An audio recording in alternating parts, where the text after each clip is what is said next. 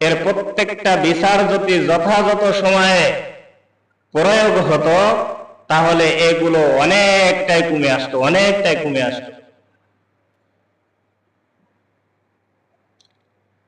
সরকারি যে নিয়মগুলো রয়েছে, আল্লাহর কোরআনে তো বিধান আল্লাহ তাআলা দিয়ে দিয়েছেন,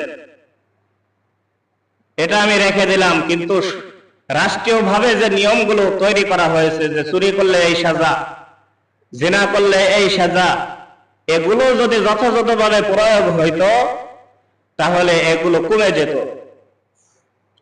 এগুলো থাকতো না, কমে যেত। আজ জিনা করতেছে, 2 বছর 3 বছর 4 বছর চলে যাচ্ছে, তার কোনো বিচার হচ্ছে না। 2-একটা বিচার 2 বছর 3 বছর পরে যে হচ্ছে। এরকম যদি হয় তাহলে মানুষ ওই জিনিসের প্রতি আর ভয় থাকে না। তখন সে ভাবে যে আমি জিনা করলে আমার কোনো সাজা হবে না, আমার কোনো শাস্তি হবে না। তার ভিতর থেকে ওই ভয়টা দূর হয়ে যায়, সে জিনাহের ভিতরে লিপ্ত হয়। আমি চুরি করলে আমার কোনো সাজা হবে না, পুলিশের হাতে 500 টাকার একটা লোড ধরায় দিলে আমি মাপ পেয়ে যাব। তখন ওই চোর চুরি করতে আরো উৎসাহিত হয়, আরো উৎসাহ পায়।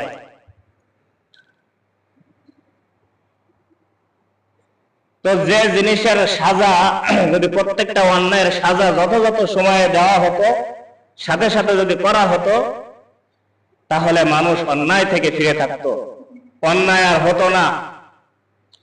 যে দেশে আইন প্রয়োগ হয় না সে দেশে অন্যায় ব্যাপক হারে বৃদ্ধি পায়, আর যে দেশের আইন সাথে সাথে প্রয়োগ হয় সে দেশে অন্যায় এক প্রকার থাকেই না।